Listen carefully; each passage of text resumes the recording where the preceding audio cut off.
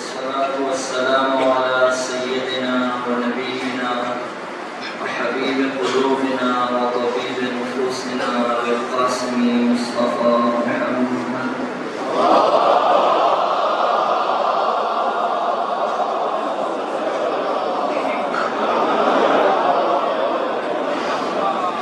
وعلى آله الطيبين الطاهرين المعصومين المنتجبين المظلومين المتقين ولعنة الله على أعدائهم أجمعين. أما بعد، قال الإمام حسين عليه الصلاة والسلام: إن الداعي يا ابن الداعي قد ربطني بين اثنتين، بين السلة والذلة وهيهات من الذلة. سرور پڑھیں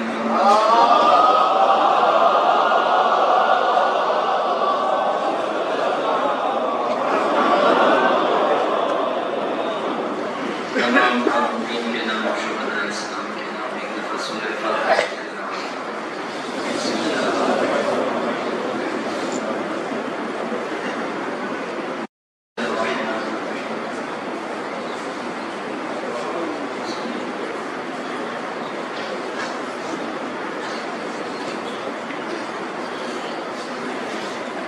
پروردگارہ، ہماری اس قلیل سی عبادت کو اپنی بارگاہ میں قبول فرما. دشمنان اسلام، دشمنان قرآن، دشمنان اہل بیت کو سے نابود فرما. جتنے بھی مومنین و مومنات پریشان حال ہیں، ان سب کی پریشانی کو دور فرما. رہبر انقلاب اسلامی کا سایہ دراز فرما. پروردگارہ، مظلوم ملتوں کی حفاظت و نصرت فرما. پروردگارہ، امام زمانہ کے ظہور میں تاجیل فرما. یہ مومنین نے التما سے دعا کی ہیں، بے اولاد ہیں، پروردگارہ انہیں اولاد صالح عطا فرما. پروردگارہ، جہاں کہیں پر بھی ذکر حسین، یاد حسین، آزاداری جاری ہے، جلوس برآمد میں ہیں اور جلوسوں میں لوگ شریک ہیں، پروردگارہ ان تمام عزاداروں کی حفاظت فرما. پروردگارہ، جو مجالس اس سلسلے میں تعاون کرتے ہیں، مالی تعاون کرتے ہیں، شدت کر کے تعاون کرتے ہیں، پروردگارہ ان سب کی توفیقات خیر میں اضافہ فرما. پروردگارہ، شہداء اسلام کے درجات بلند ہیں، بلندتر فرما. پروردگارہ، جتنے بھی مظلومین دشمنوں کے لڑے میں اثر خدایا تو اپنی رحمت سے مالا مال فرما.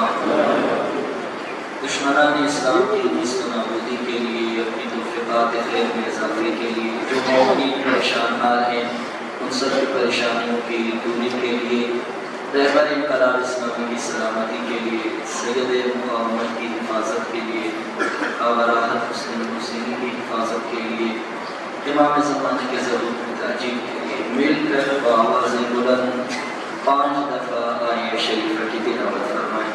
بسم اللہ الرحمن الرحیم. امن یجیب المضطر اذا دعا، امن یجیب المضطر اذا دعا، امن یجیب المضطر اذا دعا،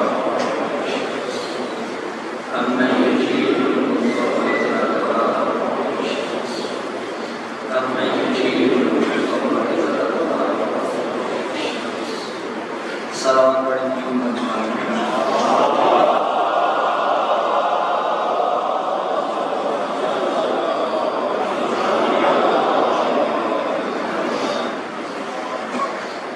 شکر ہے ذات رب العزت کے حضور، جس نے ہمیں یاد حسین اور ذکر حسین کرنے کی توفیق عنایت فرمائی. عزاداری نعمت عظمیٰ ہے اور عزاداری عظیم نعمت ہے جس کے ذریعے سے قوموں نے بیدار ہونا ہے، جس کے ذریعے سے قوموں نے اس عظیم ہدف کی طرف حرکت کرنا ہے کہ جس ہدف کی خاطر امام حسین علیہ السلام نے اتنی عظیم قربانی پیش کی. یہ ماہ اور یہ ایام صرف رسومات بجا لانے کا نام نہیں، بلکہ ذمہ داریاں سمجھ کر ذمہ داریاں بجا لانے کا نام ہے۔ ایام معرفت ہے، ایام عزت ہے، ایام غیرت ہے، ایام شجاعت ہے، ایام بہادری ہے، ایام انقلاب ہے۔ ان فرصتوں سے بہت زیادہ فائدہ اٹھانا چاہیے۔ فرصتیں انسان کی زندگی میں آتی ہیں اور آنے کے بعد بہت تیزی سے یہ فرصتیں انسان کی زندگی سے نکل جاتی ہیں۔ آج کتنے دن ہو گئے ہم ذکر حسین کر رہے ہیں، 2 دن مزید ہیں، اس کے بعد پھر لوگ اپنے گھروں کو چلے گئے۔ یہ بہت مشکل سے نکلتے ہیں، لیکن یہ فرصتیں اگر سمجھ میں آ جائیں تو انسان ہمیشہ میدان دین میں حاضر رہتا ہے۔ فرصتیں بہت تیزی سے گزر جاتی ہیں۔ امام علی علیہ السلام کا فرمان ہے الفرصۃ تمر مر السحاب، فرصتیں بادلوں کی طرح تیزی سے گزر جاتی ہیں۔ بادلیں رات کچھ دیر کے لیے بوندہ-باندی ہوئی، کچھ دیر کے لیے، کچھ لمحات کے لیے، کیوں آپ کے سروں کے اوپر بادلیں منڈلا رہے ہیں، کچھ ہی دیر بعد پھر موسم بہتر ہو گیا اور آج گرمی۔ بادلیں کتنی جلدی سے گزر گئی، بہت تیزی سے، بہت تیزی سے گزر جاتی ہیں۔ امام فرماتے ہیں جس طرح بادلیں گزر جاتی ہیں، مولا کے پیروکاروں مولا فرمانے فرصتیں اسی طرح گزر جاتی ہیں۔ لیکن خوش نصیب ہے وہ لوگ، 2 قسم کے لوگ ہیں، 2 قسم کے انسان ہیں۔ ہر معاشرے میں یہ 2 قسم کے افراد موجود ہوتے ہیں۔ کچھ کو آپ کہیں خوش نصیب اور بد نصیب۔ خوش نصیب انسان کون ہے؟ بد نصیب انسان کون ہے؟ اپنے معیار جو ہم نے خوش نصیب انسان کے لیے اور بد نصیب انسان کو پرکھنے کا جو معیار ہم نے بنا رکھا ہے، وہ الہی معیار اور قرآنی معیار نہیں ہے۔ ہم جس کو خوش نصیب کہتے ہیں وہ قرآن کے مطابق، ائمہ کے مطابق وہ خوش نصیب نہیں ہے۔ خوش نصیب کون ہے؟ کس انسان کو خوش نصیب کہیں گے؟ اتنی بڑی تعداد جو روزانہ یہاں فرش عزا پر آتے ہیں، ذکر حسین سنتے ہیں، تو ہم میں سے کون خوش نصیب ہے اور کون بد نصیب ہے؟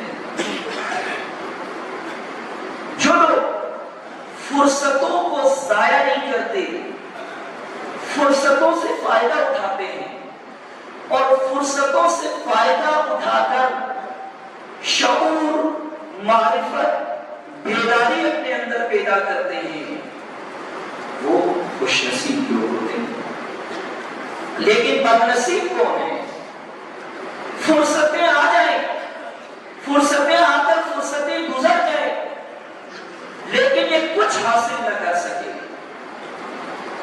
اس کے ہاتھ کچھ نہ لگے، بیداری کے لیے اس کے ہاتھ میں کچھ نہ آئے، شعور بڑھانے کے لیے اس کے ہاتھ میں کچھ نہ آئے، منزل اور راستہ اس کے لیے واضح نہ ہو کہ میں نے کرنا کیا ہے، اب کس جانب حرکت کرنا ہے۔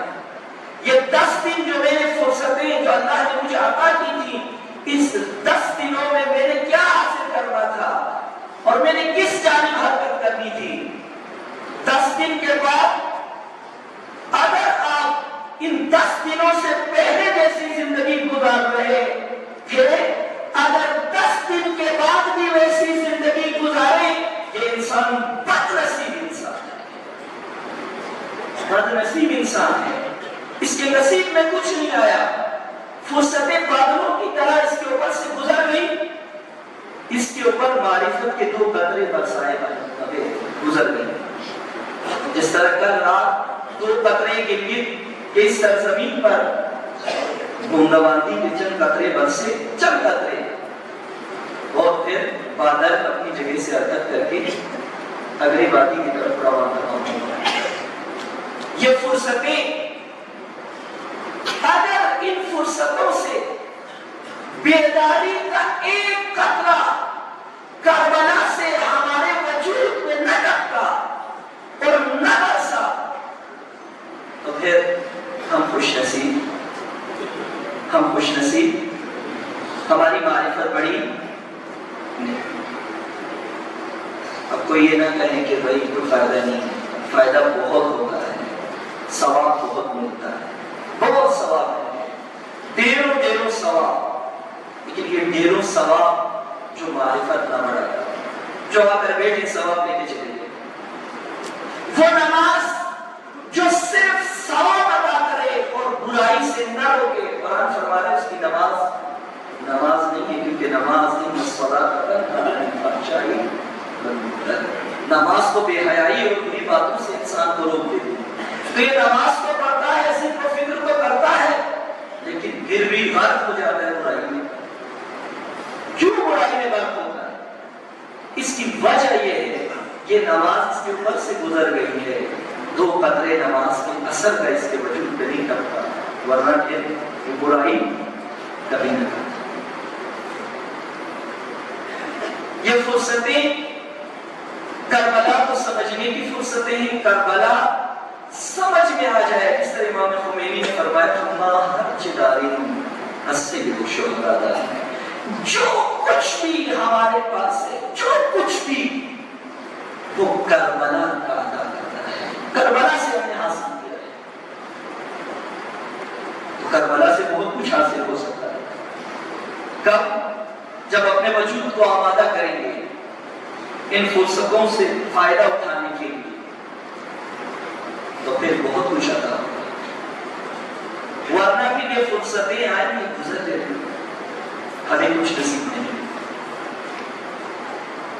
خوش نصیب بننے کے لیے کربلا کو سمجھنا ضروری ہے، اور کربلا کے آئینے کے اوپر ایک نگاہ کرنا کیا ہے؟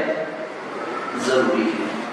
اس آئینے میں ایک نگاہ کریں، اس آئینے میں دیکھیں تو کتنے طبقات ہمیں نظر آئے تھے اس آئینے میں؟ بولیں کتنے طبقات؟ 4 طبقات جو کربلا کے آئینے میں نظر آ رہے ہیں۔ اب مجھے بولنے آیا اس زمانے میں یہ 4 طبقات موجود ہے یا نہیں؟ بولے موجود۔ یہ 4 طبقات کس زمانے میں موجود ہے؟ لیکن ہم نے یہ دیکھنا ہے کہ کربلا کے آئینے میں جب ہم دیکھتے ہیں، وہ جو کربلا نہیں آئے، ناصر نہیں بنے، خاموش بیٹھے رہے، ساکت رہے، اور ان کے سکوت کی وجہ سے ایک طبقہ وہ نکل آیا جنہوں نے کربلا کی تحریک کو مشکوک قرار دیا، جو آج بھی موجود ہے۔ وہ جو ساکت طبقہ، ساکت طبقے میں بھی 2 طبقات تھے، 2 قسم کے شیعہ، ایک بیدار شیعہ اور ایک کنفیوز شیعہ۔ کوفے میں 2 قسم کے شیعہ رہتے تھے، بیدار شیعہ اور کنفیوز شیعہ۔ جو کوفے میں خوش نصیب اور بیدار شیعہ تھے وہ کربلا آتے، لیکن جو کنفیوز شیعہ کوفے کے اندر موجود تھے وہ کربلا نہیں رہے، کنفیوز رہے۔ اب کیا کریں؟ اتنی بڑی بڑی شخصیات تو کربلا کی طرف رواں نہیں ہے، کربلا کی جانب حرکت نہیں کر رہے ہیں، اتنی بڑی شخصیات، تو میں کیوں جاؤں؟ یہ کون سے شیعہ تھے؟ کون سے شیعہ جوان تھے؟ کنفیوز شیعہ جوان، جس کو پتہ نہیں ہے میں نے کیا کرنا ہے، جس کو اپنے مقصد کا پتہ نہیں ہے، اپنے آئیڈیالوجی کا پتہ نہیں ہے، اپنے نظریے کا پتہ نہیں ہے، صرف اور صرف اس نے شخصیات کو محور بنایا ہوا ہے کہ سلیمان ابن سورج جائے بھی تو ہم بھی کربلا کی طرف جانا ہے۔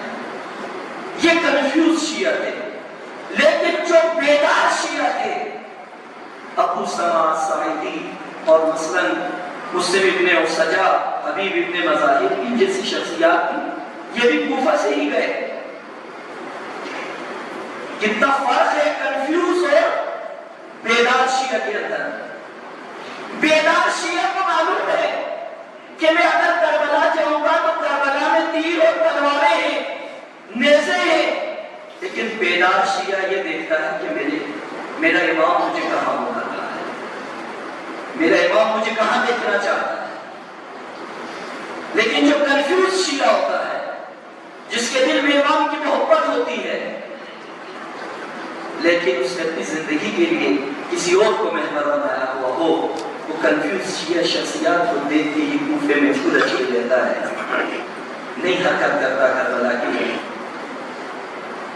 مکہ میں کنفیوز مسلمان، کوفہ میں کنفیوز مسلمان، بصرہ میں کنفیوز مسلمان، بیدار مسلمان کتنے نکلے، چھانے توڑے بیدار مسلمان کتنے نکلے. وہی جن کے سر نیزوں پہ بلند تھے وہی بیدار صرف. باقی سب پوری ملت اسلامیہ کنفیوز. اس کنفیوز ملت کو کنفیوز بنانے میں ان نامور شخصیات کا بڑا کردار رہا ہے، جن میں سے ایک شخصیت کا تذکرہ میں آپ کی خدمت میں کل بیان کر رہا تھا کہ جس شخصیت نے امام حسین علیہ السلام سے ملاقات کی، اور حضرت عبداللہ ابن عباس بھی امام حسین کے ساتھ آئے. اس نقطے کو بیان کرنے سے پہلے ضروری سمجھتا ہوں ایک دفعہ یہ بات بھی دوبارہ بیان کر دوں کہ تاریخ کس کے لیے ہے؟ عبرت کے لیے. عبرت سے مراد کیا ہے؟ ہم نے کیا کرنا ہے؟ عبور کرنا ہے. دو کام کرنے ہیں، جانا ہے اور آنا ہے. جانا کہاں ہے؟ کربلا کی طرف. کربلا کی طرف جانے کے بعد کربلا کی تاریخ کا جائزہ لینا ہے، بصرے کا جائزہ لینا ہے، کوفے کا جائزہ لینا ہے، شام کا جائزہ لینا ہے، مکے کا جائزہ لینا ہے. پھر کیا کرنا ہے؟ واپس آنا ہے اپنے معاشرے میں. اگر آپ کربلا پر رو کر گھروں کو چلے جائے اور پلٹ کر اپنے معاشرے کا جائزہ نہ لیں تو جان لیجئے کہ اس کربلا جیسی عظیم ترین نعمت سے ایک قطرہ بھی ہم نے نہیں کیا. اس کے لیے پہلے آنا پڑے گا اپنے معاشرے کی طرف بھی، اپنے معاشرے کا جائزہ لینا پڑے گا. آؤ چلے کربلا چلتے ہیں، مکہ چلتے ہیں، جہاں امام حسین 4 مہینے 5 دن تبلیغ کر رہے ہیں، دعوت دے رہے ہیں، آ جاؤ امامت کی گواہی دے دو. نماز اپنی جگہ پر تھی، روزہ اپنی جگہ پر تھا، حج اپنی جگہ پر، طواف اپنی جگہ پر، لیکن امر حکومت و ولایت و امامت متروک اور یزید جیسا فاسق فاجر انسان پر سر اقتدار کیا گیا ہے، جو دین کا انکار کر رہا ہے. وعلی الاسلام السلام.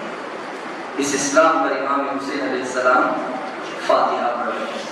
میرا آخری سلام اس اسلام پر. اور جب نکلے امام نے قیام کیا، ذرا امام کا وہ جملہ مظلومانہ وصیت امام کا سنیں ذرا.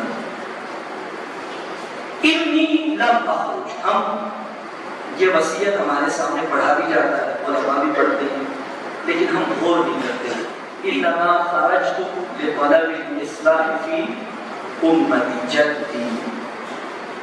اسی جملے پہ فقط غور کرے گا. انی لم اخرج اشرا ولا بطلا ولا مفسد ولا ظالم.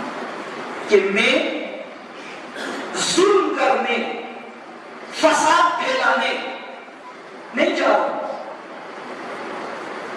عمل خراب کرنے کے لیے تمہیں نہیں بلا رہا ہوں.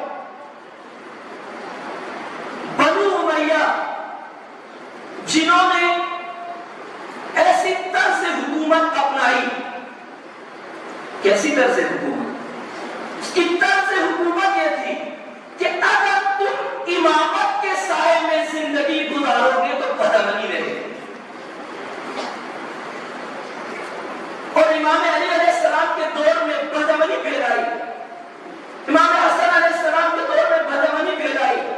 جیسے کل میں نے آپ کی خدمت میں بیان کیا کہ غسل میں آ کر کتنی تباہی مچائی شام سے آ کر, حتیٰ کہ یوں کرتے تھے کہ رات کو امام علی کے دور حکومت میں رات کو آ کر بکریاں بھینسیں چرا کے لے جاتے تھے, پھر دن میں آ کر کہتے تھے کہ لشکر علی نے یہ لے لیے تھے, ہم دوبارہ چھڑا کے لے کر آ رہے ہیں. بدامنی, قتل, لوگوں کو ذبح کرنا, یہ بنو امیہ کی وہ سازش اور وہ سیاست تھی جو پہلے انہوں نے کی, اور انہوں نے یہ تاثر دیا امت اسلامیہ کے درمیان کہ اگر بنو امیہ کی حکومت ہو تو پھر ماحول میں امن رہتا ہے, کوئی قتل نہیں ہوتا, کسی پہ تلوار نہیں چلتی. لیکن جب علی کی حکومت آتی ہے, اولاد نبی کی حکومت آتی ہے, ولایت و امامت کی طرف قوم حرکت کرتی ہے, تو قتل و غارت گری شروع ہو جاتی ہے. یہ تاثر دیا. اور جب امام حسین علیہ السلام قیام کر رہے تھے, اس وقت بھی لوگوں کے ذہن میں یہ تھا کہ اب دوبارہ قتل و غارت گری ہوگی, دوبارہ بدامنی ہوگی, دوبارہ شور شرابہ ہوگا. میرے مولا کیا فرما رہے ہیں, آخری وصیت جاتے ہوئے وصیت کر کے گئے کہ میں نکل تو رہا ہوں, لیکن کسی کے ذہن میں یہ نہ آئے کہ میں فساد پھیلانے کے لیے, ظلم پھیلانے کے لیے, قتل کا بازار گرم کرنے کے لیے نہیں جا رہا ہوں. بنو امیہ کے دھوکے میں نہ آنا. اور لوگ دھوکے میں آ گئے, بہت سارے بڑے بڑے بھی دھوکے میں آ گئے, کہاں مارے جائیں گے, قتل ہوگا, لہٰذا آپ نہ جائیں. روکنے کی کوشش کی, بھرپور روکنے کی کوشش کی کہ آپ نہ جائیں. یہ بنو امیہ کی سیاست جس کی وجہ سے امام حسین فرما رہے ہیں کہ یہ لوگوں, مدینے والوں, ہاشمیوں, قریش والوں, مکہ والوں, میں فساد پھیلانے نہیں جا رہا, میں فساد کا خاتمہ کرنے جا رہا, میں ظلم پھیلانے نہیں جا رہا, ظلم کو جڑ سے اکھاڑ پھینکنے کے لیے جا رہا, ظلم کو اکھاڑ پھینکنے کے لیے جا رہا. لیکن وہ لوگ جو بد نصیب, بے بصیرت تھے, بے بصیرت عوام, بے بصیرت خواص, انہوں نے کیا کیا؟ انہوں نے کہا ظلم ہوگا, بربریت ہوگی, قتل ہوگا, خطرات بہت زیادہ ہیں, آپ نہ جائیں. روکا امام. اور وہ شخصیت جس نے امام کو روکا, ان میں سے ایک شخصیت عبداللہ ابن عمر ہے, جو راہ انتخاب پہ ہیں, انتخابی عمل کو درست سمجھتے ہیں, اور ان کے نزدیک یہی دعا ہے کہ ہم جسے انتخاب کرتے ہیں خدا انہی کے ساتھ معشور کرے.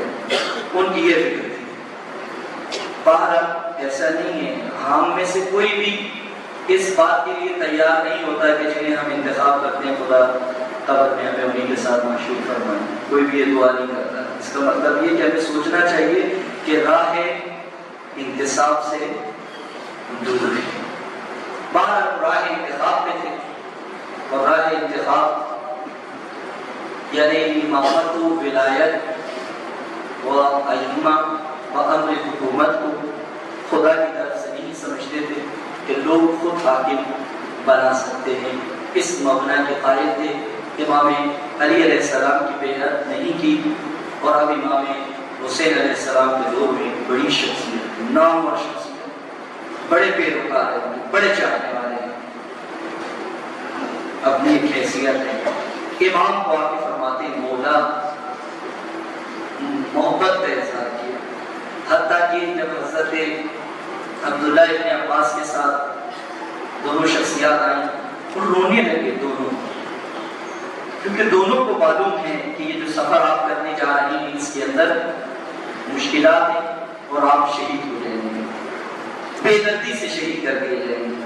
حتیٰ کہ دونوں صحابی رسول ہیں، دونوں نے یہی کہا کہ سمیعتو، ہم نے سنا ہے، میں نے سنا ہے. دونوں نے کہا میں نے رسول خدا سے سنا ہے کہ آپ شہید ہیں، آپ کو شہید کر دیا جائے. یہ حکومت سفاک ہے. سفاک حکومت اپنی سفاکی کے ذریعے سے آپ کو بے دردی سے شہید کر دیں گے، لہٰذا آپ قیام نہ کریں. پھر میرے مولا نے فرمایا کہ کیا تم یہ کہتے ہو کہ میں یزید اور یزید کی بیعت کروں کہ جس کے بارے میں میرے نانا نے کیا فرمایا تھا؟ سوال کیا.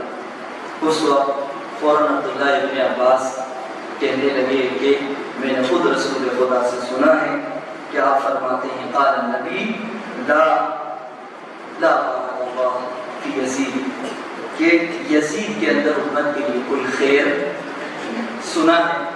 دونوں نے سنا، دونوں شخصیات جانتے ہیں.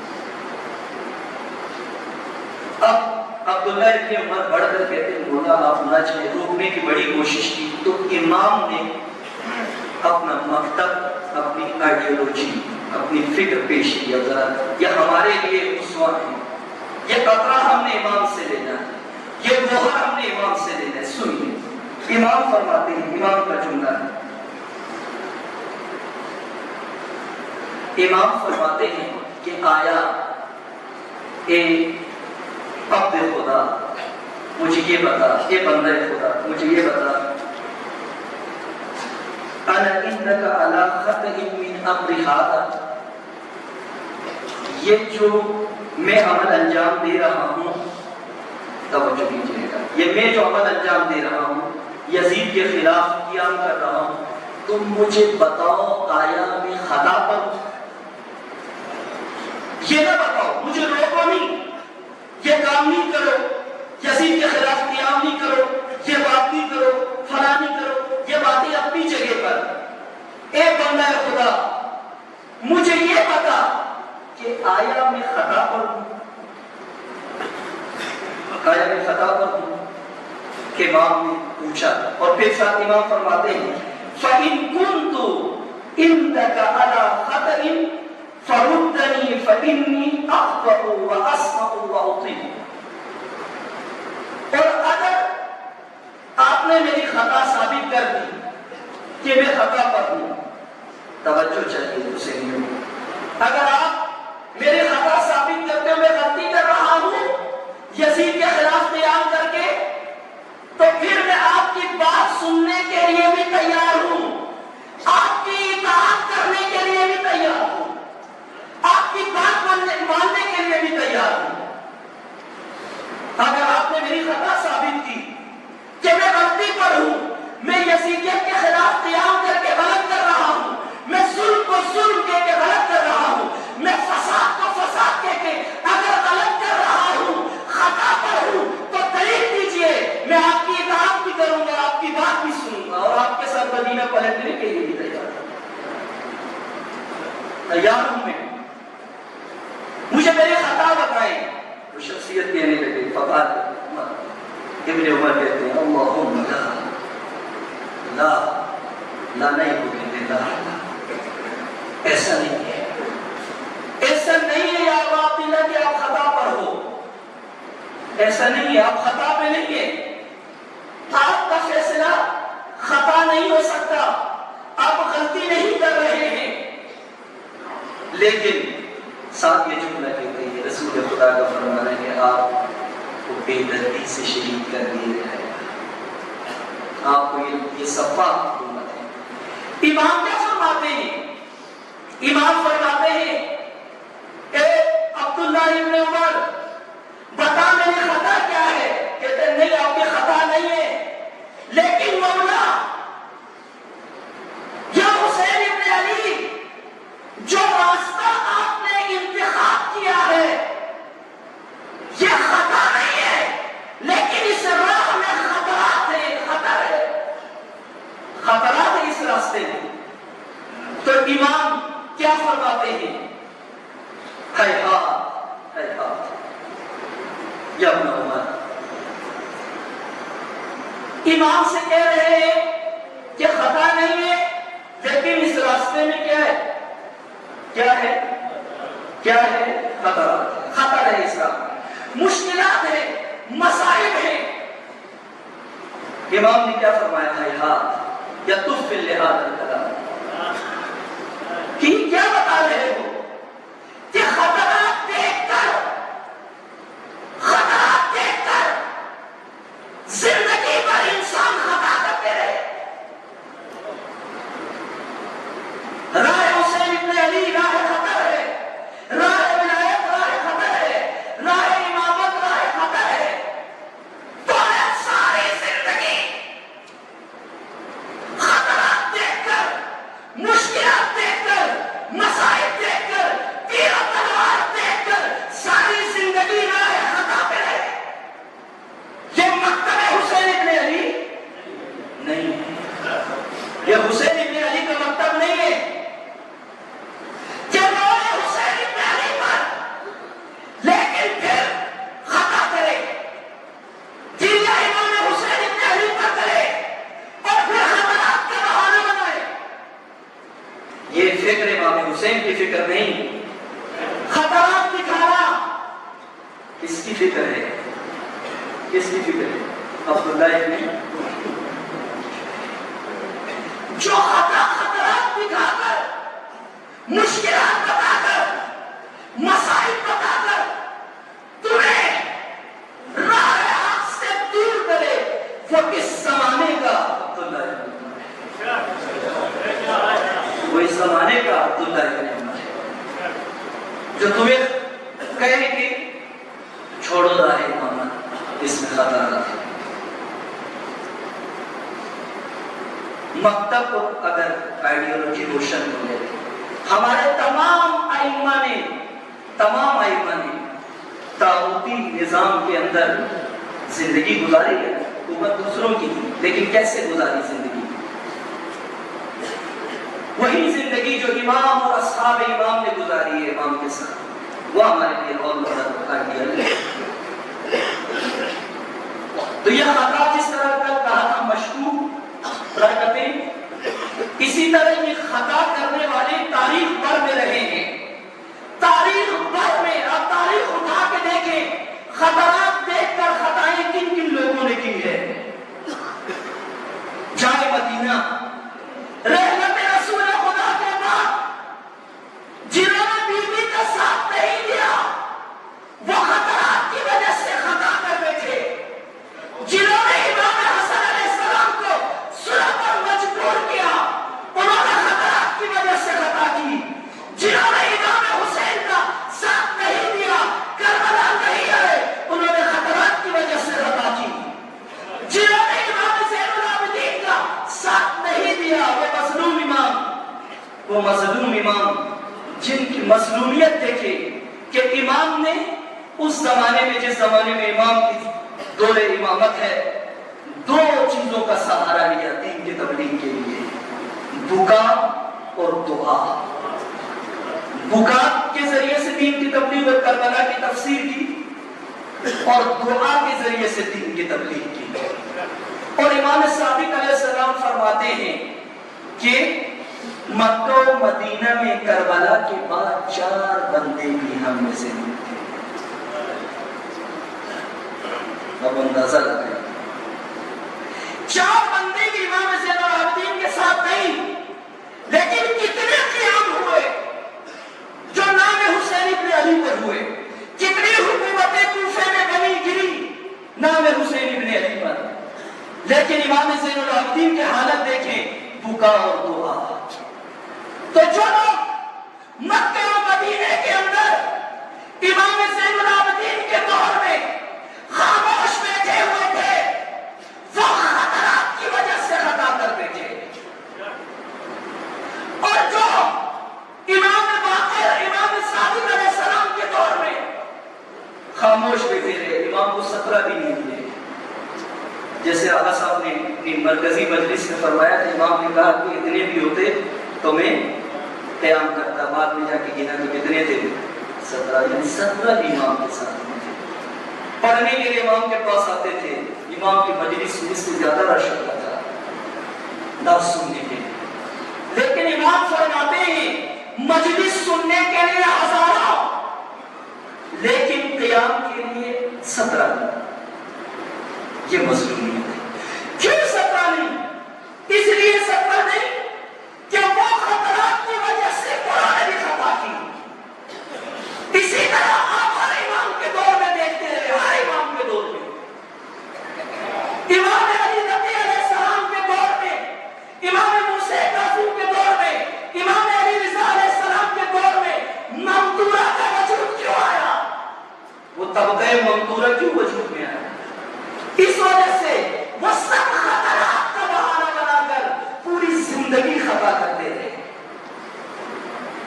امام علی کے ساتھ نہیں دیا خطا کی، امام حسن کے ساتھ نہیں دیا خطا کی، امام زین العابدین، امام حسین، امام حسن عسکری کے ساتھ نہیں دیا خطا کی، امام زمانہ کے ساتھ نہیں دیا خطا کی۔ اور آج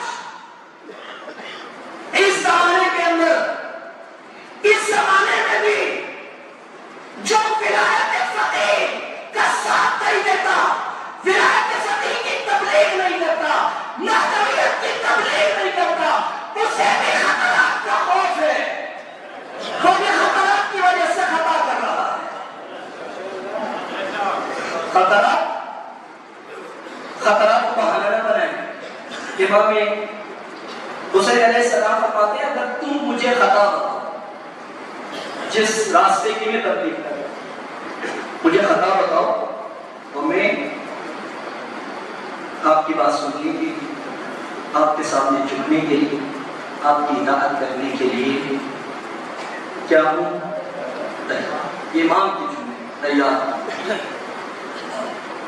میں بالکل تیار ہوں آپ کی بات سننے کے لیے، لیکن جواب میں کیا کہا؟ اللہم، خدا کی پناہ۔ پھر آگے دوبارہ یہ جملہ انہوں نے کہا، میں مختصر کر دوں کیونکہ وقت کافی آتا جا رہا ہے، منزل پہ پہنچنا ہے ہمیں، کل آخری دن ہے۔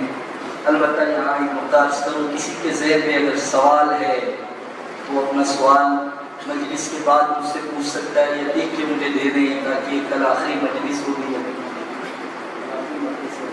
اس مجلس میں میں انشاءاللہ کوشش کروں گا کہ ان سوالات کے جواب بھی دیں۔ تو اب امام نے جب کہا کہ دیکھا اس نے کہ اب تو امام راضی ہی نہیں ہے، بالکل راضی نہیں، تو امام کو فرمایا، کہنے لگا کہ مولا مجھے ڈر ہے کہ آپ کا چہرہ مبارک خاک و خون میں غلطہ ہو جائے، مجھے یہ خوف ہے۔ اس لیے میں آپ سے تقاضا کرتا ہوں، وَقَرَى مِنْ هَذِهِ الْأُمَّةِ مَا لَا تُحِبُّ، اور یہ جو امت جو آپ کو دعوت دینے والی ہے کہ محبت کرنے والی امت نہیں، یہ آپ بھی دیکھتے محبت کرنے والی امت نہیں ہے، فَارْجِعْ مَعَنَا إِلَى الْمَدِينَةِ، تو آپ ہمارے ساتھ کدھر چلیں؟ چلو مدینہ چلیں، مدینہ چلتے ہیں۔ وَإِن لَمْ تُحِبْ، اگر آپ نہیں چاہتے، کیا نہیں چاہتے؟ أَن تُبَايِعَ، اگر آپ بیعت کرنا نہیں چاہتے، توجہ کریں، اگر امام بیعت کر لیتے، جو چاہتے امام کو، جس علاقے کی حکومت امام چاہتے ہیں حکومت ملتی ہے نہیں ملتی؟ مل جاتی، بالکل مل جاتی، لیکن امام تیار نہیں۔ عبداللہ ابن عمر کہتے ہیں کہ اگر آپ کوئی نہ پوچھے، اگر آپ کو آپ نہیں چاہتے انتبایا کہ آپ تقریب کا بیعت کریں، تو آپ بیعت نہ کریں، فلا تبایا ابدا، آپ کبھی بھی یزید کی بیعت نہ کریں۔ روکنا ہے امام کو کہ بے شک آپ کسی صورت یزید کی بیعت نہ کریں، مگر ایک روش اپنائیں، ایک انداز اپنائیں۔ فَارْجِعْ مَعَنَا إِلَى الْمَدِينَةِ وَاقْعُدْ فِي مَنْزِلِنَا، منزل گھر کو کہتے ہیں، آپ بے شک بیعت نہ کریں، لیکن ایک روش ہماری طرح کا اپنائیں۔ وہ کیا ہے کہ چلو مدینہ چلتے ہیں، آپ مدینے میں اپنے گھر میں آرام سے بیٹھ جائیں۔ اگر آپ گھر میں آرام سے بیٹھیں گے، ذکر و فکر میں مشغول رہیں گے، دعائے کمیل و حدیث کسائے دعائے توسل میں مصروف رہیں گے، تو پھر نہ یزید آپ کو چھیڑے گا، نہ آپ یزید کو چھیڑے گا۔ اس وقت میرے مولا نے پھر ہیہات، یہ ہیہات کس کا نعرہ ہے؟ کس کا نعرہ ہے ہیہات؟ یہ ہیہات من الذلہ کچھ سیاسی نعرہ نہیں ہے، یہ لوگوں کا بنایا ہوا نعرہ نہیں ہے، عقیدتوں میں لوگوں کا لگانے والا نعرہ نہیں ہے، یہ حسین ابن علی کا نعرہ ہے۔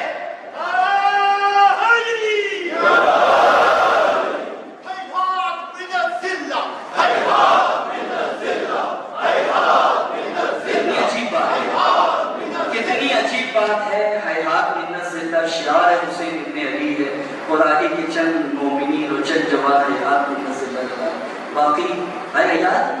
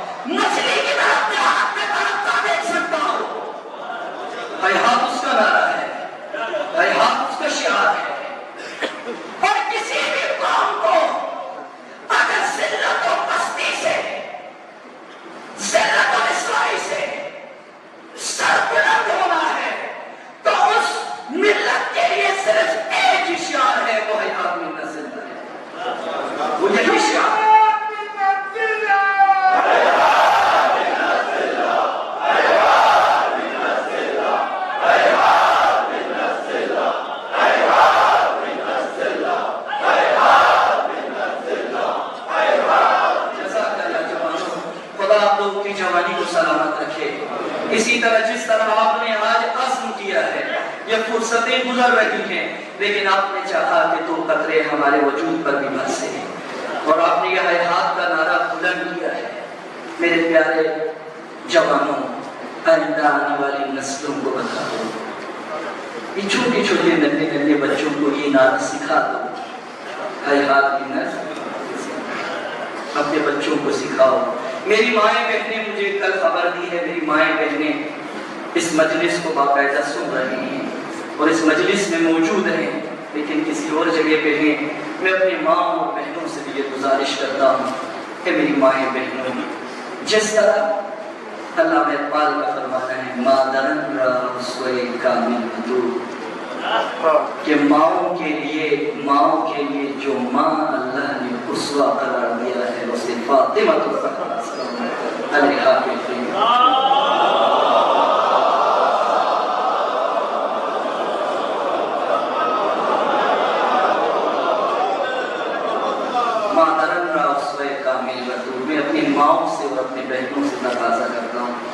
چھوڑے مغرب کا انداز ذلت ہے، مغرب کے لباس ذلت ہے، کربلا کا حجاب عزت ہے، کربلا کے حجاب میں، سیدہ کے حجاب میں عظمت ہے۔ اور یہ جو مغرب نے اور ہیپیزم نے اور لیبرلزم کی طرف سے جو ثقافتی یلغار ہے، میری مائیں بہنوں، جب بھی یہ یلغار آپ کی طرف آئے آپ یہ کہتے ہیں کہ میں فاطمہ سیدہ بطول کی کنیز ہوں۔ تو پھر دیکھیں ذلت کیسے پاؤں سے اور پاؤں سے دور ہو جاتی ہیں۔ شکوے سب کو ہے کہ آج مارکیٹوں کے اندر جو لباس ہے اسے دیکھ کر شرم آتی ہے، لیکن مجھے اپنے اور اس سرزمین پہ رہنے والے ماؤں اور بہنوں سے میرا تقاضا ہے کہ یہ ذلت و پستی کا لباس، اس میں کوئی عزت نہیں ہے، یہ انسان کو رسوا کر دیتا ہے، بے عزت و بے غیرت بنا دیتا ہے۔ اس لباس سے دور رہیں اور اپنے بچوں کو کیا سکھائیں؟ جب آپ اپنے بچوں کو، ننھے سے بچوں کو جھولا جھلا رہے ہیں تو ان کو دودھ کے ساتھ پلانا ہے، ہاتھ میں نہ ذلت ہم سے دور ہے۔ اگر ہمیں یہ پلایا گیا ہوتا، ہر ماں اگر اپنے بچے کو یہ بات پلا دے کہ حسین کا شعار ہے ہاتھ میں نہ ذلت ہے، تو اگلی نسل سربلند سرفراز ملت سرفراز ہوگی۔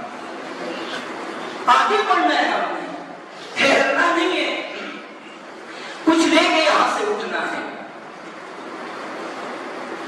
علی سے لینا ہے۔ آج ہم مغرب سے لے رہے ہیں، مغرب سب چیز مغرب کی آ رہی ہے، ہر چیز کس سے لینا کام ہے؟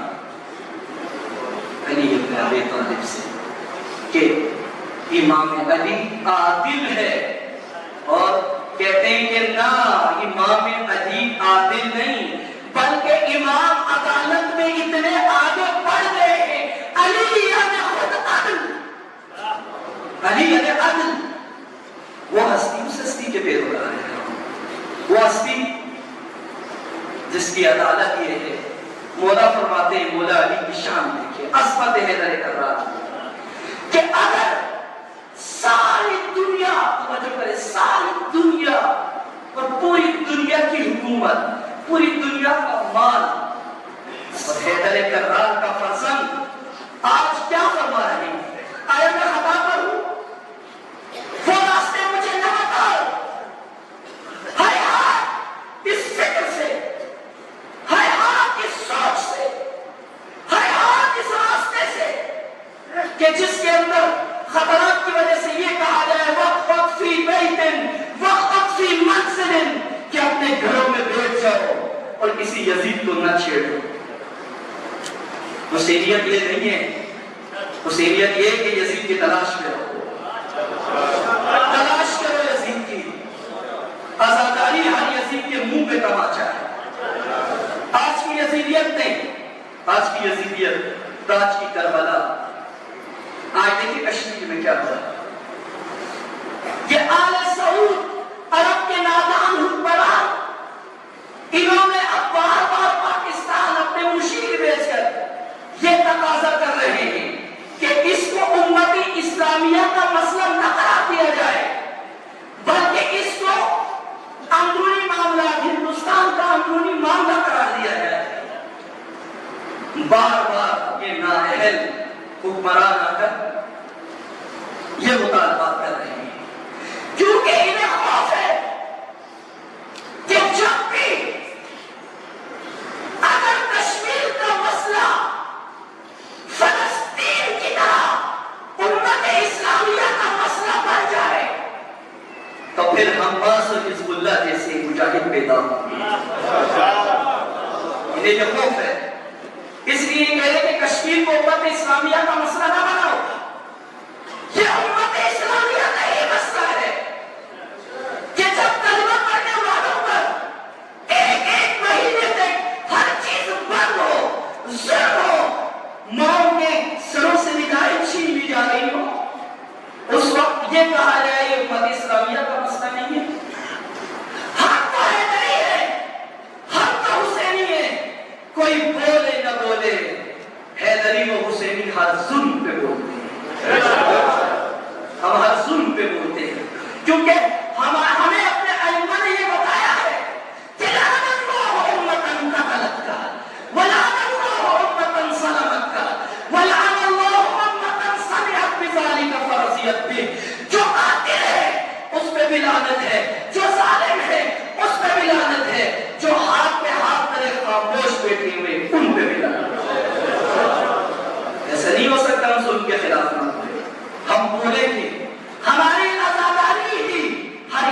کے منہ پر تماچا ہے۔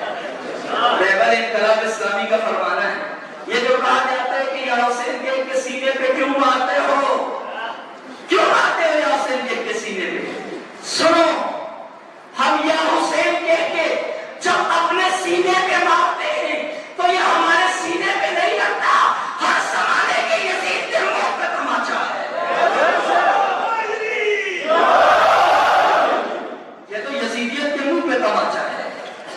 اور عزاداروں، یہ کیسے ہو سکتا ہے کہ ہم حسین ابن علی کے پیروکار ہوں اور اپنا نظریہ بھول جائے، امامت بھول جائے، ولایت بھول جائے، مہدویت بھول جائے؟ مہدویت جو اس زمانے کے لیے اللہ نے نظام مقرر کیا ہے، اگرچہ وقت آ گیا ہے کیونکہ آپ بھی زیادہ سننے کے عادی نہیں ہیں، بہرحال مختصر بات سمیٹ رہا ہوں کہ امام فرماتے ہیں، اب پھر بات امام نے فرمایا، بعد میں امام کے جملے میں مختصر کر رہا ہوں اس لیے۔ امام فرماتے ہیں، اے ابن عمر، اگر تمہارے والد یعنی خلیفہ امام فرماتے ہیں، اگر تمہارے والد اس مقام پہ میری بات سن رہے ہوتے تو شاید وہ انداز نہ اپناتے جو تم اپنا رہے ہو، وہ راستہ جو تم اپنا رہے ہو شاید تمہارے والد یہ راستہ نہ اپناتے۔ اے عبداللہ ابن عمر، نہیں آنا صاحب، جاؤ، یہ جملے امام کے، جاؤ واپس چلے جاؤ اور نماز اور دعا میں مشغول رہو، تم نے آنا نہیں، بس اپنے نماز اور دعا میں مجھے یاد رکھنا، اتنا جملہ اپنے دعاؤں میں لگے رہو، اپنی عبادات میں لگے رہو، یزیدیت سے تمہیں کوئی سروکار نہیں ہے، بس تمہارے والد بھی اگر ہوتے تو یہ بات جو تم کر رہے ہو ایسی بات نہ کرتے، جاؤ اپنے دعا میں لگے رہو اور التماس سے دعا، مجھے بھی دعا میں یاد رکھنا۔ اس کے بعد شخصیت کی طرح کی مولا روتے ہو اپنا سینہ،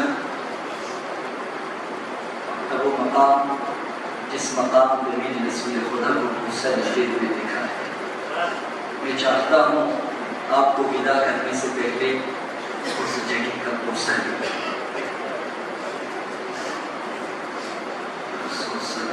کتنے ایسے جو غصہ لینے کے لیے تیار ہیں لیکن قیامت کے لیے کوئی بھی ہوگا، چلنے کے لیے کوئی بھی تیار نہیں۔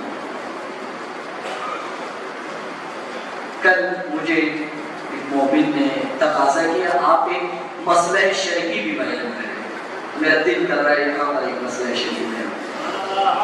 وہ مسئلہ شرعی ہے کہ جب آپ امام کی ابتدا کرتے ہیں، امام کھڑے ہوتے ہیں، امام کے پیچھے جب آپ ابتدا کر رہے ہوں تو اگر افعال میں امام سے پہلے کی تو آپ کی جماعت سے تھی، آپ نے افعال میں امام سے پہل نہیں کرنا، امام پہلے جائیں گے اور آپ امام کی ابتدا میں بعد میں جائیں گے۔ توجہ کرو مومنین، اللہ تعالیٰ نے 5 وقت کی نماز باجماعت اس انداز سے پڑھنے کا حکم اس لیے دیا تاکہ امامت و امت کی مشق تم دن میں 5 دفعہ کر سکو، 5 دفعہ تم مشق کر سکو کہ میں نے امام سے پہلے نہیں جانا، امام پہلے جائیں گے، میں امام کی ابتدا میں پیچھے رہوں گا۔ اگر امام کی ابتدا نہ کی کسی اور کی ابتدا کی نماز ہوگی، نماز نہیں۔ کسی زمانے میں مجھے یاد ہے کہ گلگت بلتستان کے خبروں میں بلتستان میں ایک خاص ٹوپی ہوا کرتی تھی اور گلگت کی ایک اپنی ایک خاص ٹوپی ہوتی تھی۔ آج وہ ٹوپیاں سر سے لوگوں نے اتار کر پھینک دی۔ کیوں پھینک دی؟ کیوں؟ ہم دیکھ کسی کا نہیں کرتا، کیوں نہیں کرتا؟ اس لیے یہ کام ثقافتی جنگ کے ذریعے سے ہوتا ہے، تہذیب و ثقافت ثقافتی جنگ کے ذریعے سے چھینی جاتی ہے، جو چھین رہے ہیں۔ ہماری یونیورسٹیوں میں بھی برہنہ عورتیں آ کے ہمیں پڑھاتی ہیں، اور ہم کہہ رہے ہیں کہ ڈیجیٹل ہو رہے ہیں، ماڈرن ہو رہا ہے، ترقی ہو رہی ہے. یہ ترقی نہیں ہے، تنزل نہیں ہے، یہ عروج نہیں ہے، حبوط ہے. حبوط ہے. اور ہم اس کو سمجھتے ہیں ترقی. وہ ان زبانوں پہ جو اس کو ترقی کہتے ہیں. ترقی نہیں ہے. جب تہذیب چھن رہی ہو، بیداری چاہیے. آنکھوں سے پٹی اٹھا کر دیکھ لیں. مغرب پہلے اپنی تہذیب متعارف کروانے سے پہلے اپنی آئینک پہنواتا ہے، اور جب کالی آئینک پہنے ہر چیز کالی نظر آتی ہے. وہ اپنی آئینک پہنا کے پھر کہتے ہیں یہ بھی ترقی ہے، یہ بھی ترقی ہے، یہ بھی ترقی، یہ بھی ترقی. ایک مجلس میں نے کہا ترقی یہ نہیں ہے کہ چھستم سے انسان صوفے پہ آ جائے، کمی شلوار چھوڑ کر انسان شہوانی لباس پہنے. اس کو ترقی نہیں کہتے کہ آپ صوفوں پہ آ جائے چھستم سے. یہ تو وسائل نے ترقی کی ہے. انسانی معاشرے کی ترقی اس وقت انسانی معاشرے کو ترقی یافتہ معاشرہ کہا جاتا ہے جب انسانی معاشرے میں انسانی قدریں تمہیں نظر آ جائیں. انسانی قدریں جب نظر آ جائیں، حسینی قدریں جنہیں امام حسین علیہ السلام نے کربلا میں زندہ کیا، وہ قدریں جب معاشرے میں نظر آ جائیں تو پھر یہ معاشرہ ترقی یافتہ معاشرہ ہے. ورنہ ترقی یافتہ معاشرہ نہیں. آج ہم قلعہ حیدر جسے اللہ تعالیٰ نے محفوظ قلعہ قرار دیا ہے. قلعہ یعنی نظام خدا، نظام امامت، نظام علم. اس سے بہت دور ہو گئے. اگر بات بھی کی جائے تو بہت مشکل ہوتی ہے سمجھنے. قلعہ حیدر اسی نقطے میں میں ختم کر رہا ہوں، سمیٹ رہا ہوں اپنی بات. کچھوے کو تو دیکھا ہے نا؟ کچھوا دیکھا ہے؟ خرگوش اور کچھوے کی کسی زمانے میں کہانیاں دادی اماں سنائے کہ ایک کچھوا ہوا کرتا تھا، ایک خرگوش نے کہا کہ آؤ آج مقابلہ کرتے ہیں. دونوں نے مقابلہ شروع کیا. جھم کرتے ہوئے خرگوش نیچے جا کے سو گیا. کچھوا پیچھے سے آ رہا ہے، چپ چاپ نکل گیا، منزل میں پہنچ گیا. کہا مور کا سر. کچھوا دیکھا نہیں ہو تو یقیناً تصویر تو دیکھی ہوگی. کچھوا اس کے وجود کے اوپر ایک خور ہوتا ہے، سخت قسم کا خور ہوتا ہے. اب ٹرک بھی اوپر سے گزر جائے تو اس خور کو کچھ نہیں کر سکتے، وہ ٹوٹتا نہیں، اتنا سخت ہے. جب اس کے سر پہ ہلکا سا کوئی بھی مارے تو اپنے آپ کو خور میں چھپا کر جشن مناتا ہوگا. بچ گیا، مجھے کیا بگاڑے گا میرا، تو میرا کیا بگاڑ سکتا ہے. اپنے خور میں چھپ کے جشن مناتا ہے کہ تو میرا کیا بگاڑ سکتا ہے. اور اس کے بعد پھر جب معاملات سدھر جاتے ہیں اور دوبارہ اپنا سر باہر نکالتا ہے، کبھی یوں دیکھتا ہے، کبھی یوں دیکھتا ہے، پھر ہنستا ہے. دیکھو کتنا بے وقوف ہے، مجھے چھیڑنا چاہ رہا تھا. اور یہی کچھوا جب سمندر میں ہوتا ہے، شکاری جب جال پھینکتا ہے، توجہ چاہیے. شکاری جب جال پھینکتا ہے تو یہ کچھوا اس کے سر پہ جب جال لگتا ہے تو وہ دوبارہ مسکراتا ہے اور خور میں جا کے اندر جشن شروع کر دیتا ہے، تو میرا کیا بگاڑے گا. لیکن اس کو یہ نہیں پتا ہوتا کہ جال میں بری طرح پھنس چکا ہوں. اور اس کے بعد جالی نکال کے اس چڑیا گھر کے کسی چھوٹے سے جالا میں جب اس کو بند کر دیا جاتا ہے، اس کے بعد جشن سے فارغ ہو کر مسکراتا ہوا باہر سر نکالتا ہے تو دیکھتے ہو واہ مصیبت آ، یہ کیا ہو گیا، یہ کیا ہو گیا، یہ واہ، یہ کیا تباہی ہے. وہ کیا سمجھ رہا تھا؟ خود سے خور بنایا تھا، اس خور میں بنا لے کر سمجھ رہا تھا میں اب کیا ہو گیا ہوں، محفوظ ہو گیا. امتوں کی بھی بعض اوقات یہ حالت ہو جاتی ہے، ملتوں کی بھی بعض اوقات یہ حالت ہو جاتی ہے. اپنے اپنے خور بنا کر، ملت پراکنڈہ ہو کر، مختلف خورے بنا کر ملتیں بعض اوقات اس کے اندر چھپ کر یہ سمجھ لیتی ہیں کہ میں محفوظ ہوں. ملتیں خوروں میں چھپنے سے محفوظ نہیں ہوتی، بلکہ اگر ملتیں محفوظ ہونا چاہتی ہیں تو آئیں رسول خدا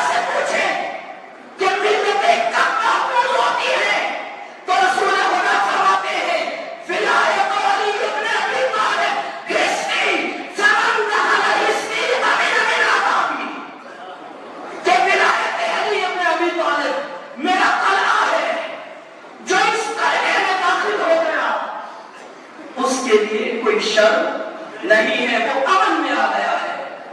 آج ملتوں کو اپنے بنائے ہوئے خونوں سے باہر آنے کی ضرورت ہے، اور ان اپنے بنائے ہوئے خونوں سے باہر آ کر قلعہ حیدر میں داخل ہونے کے لیے صرف ایک شعار نعرہ حیدری چاہیے۔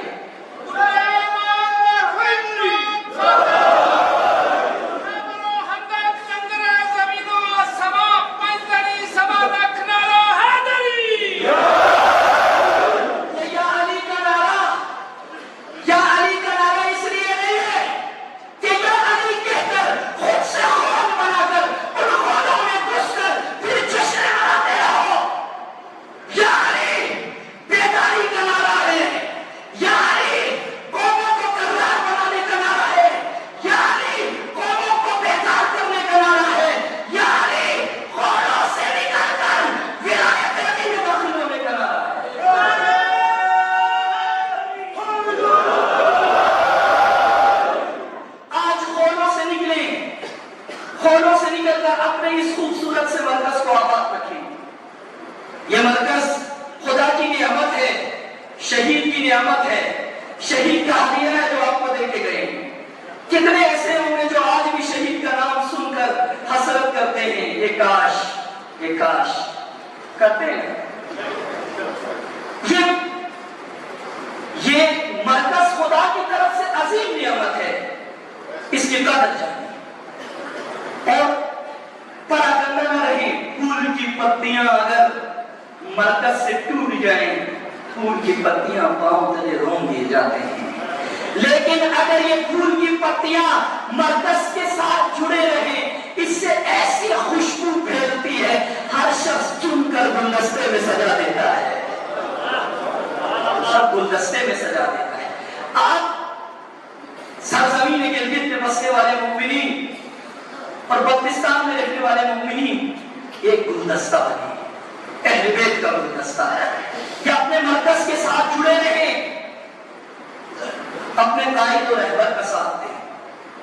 جس دن آپ اپنے مرکز سے جڑے رہیں گے، اس مرکز کو آباد رکھیں،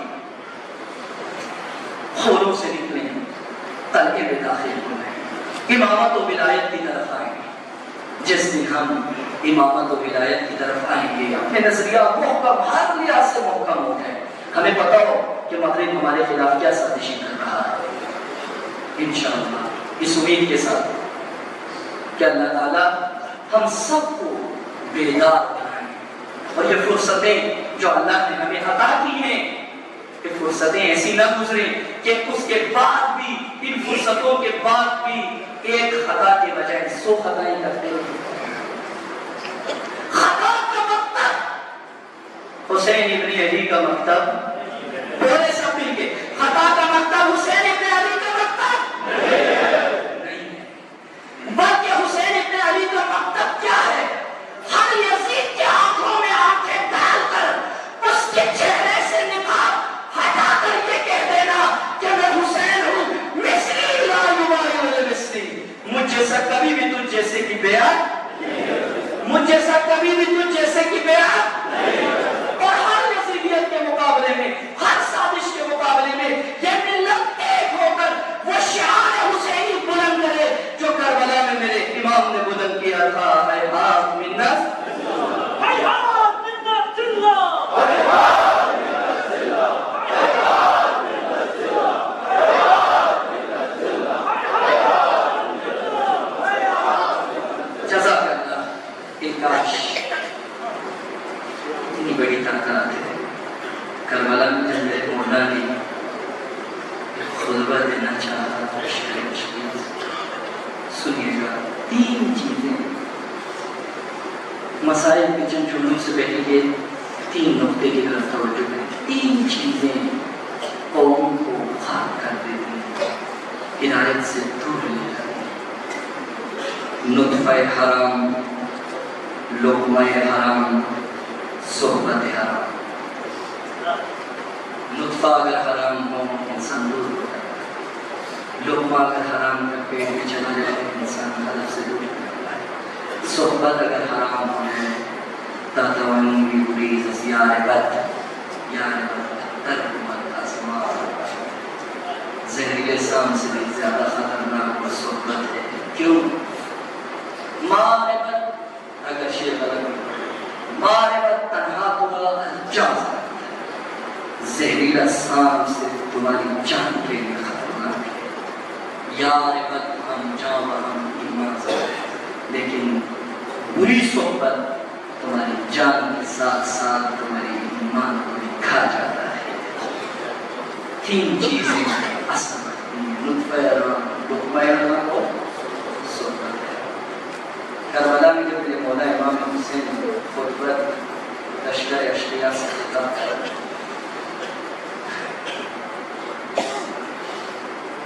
سننے کے لیے کوئی تیار نہیں، سیٹیاں بجانا شروع کر دی، شور شرابہ شروع کر دیا. اس وقت میرے مولا نے خطاب کر کے فرمایا، پتہ ہے تم میری بات کیوں نہیں سن رہے ہو؟ کیونکہ تمہارے شکم میں لقمہ حرام چلا گیا ہے. جس کے شکم میں امام نے خطبہ آخری کلمات میں سے جو لشکر اشقیاء سے خطاب کرنا چاہتے ہیں، تمہارے شکم میں لقمہ حرام چلا گیا ہے. جس کے شکم میں لقمہ حرام چلا گیا وہ ہماری بات نہیں سن سکتا. ہماری باتیں ان کے لیے نہیں ہیں. جن کی شکم میں لقمہ حرام گئے تھے انہوں نے کیا کیا؟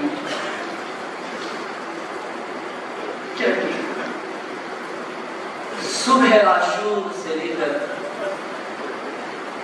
ظہر عاشور عصر عاشور میں کیا کچھ ہوا.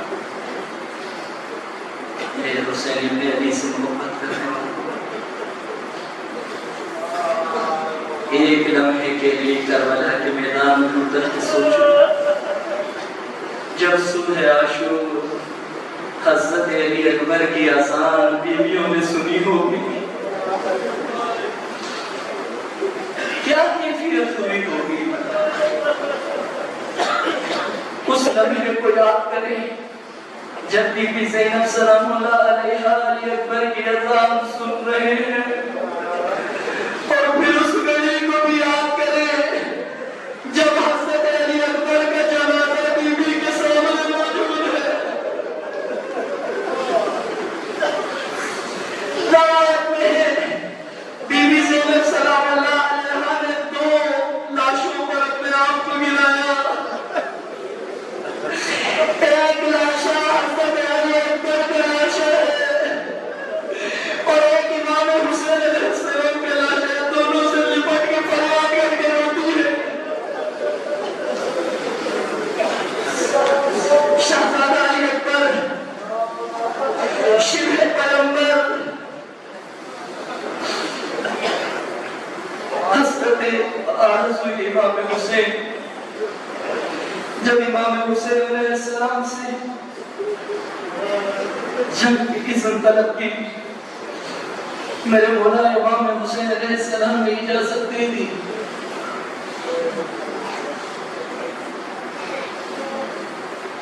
اے جوانوں، خدا کی جوانی کو سلامت رکھے.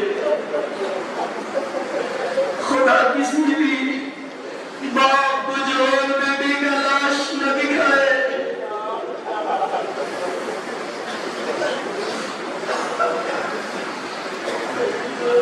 میرے مولا امام حسین علیہ السلام نے اپنے فرزند کو اجازت دی. اجازت دینے کے بعد اس لمحے کو ذرا یاد کیجئے. اگر کسی باپ کے اوپر یہ لمحہ آ جائے، وہ باپ اس درد کو سمجھ سکتا ہے کہ جب اس کا بیٹا، خدا نہ کرے ایسی گھڑی کسی پہ آئے، جب اس کا بیٹا موت کے لیے اپنی سانسیں لے رہا ہو اور وہ اپنے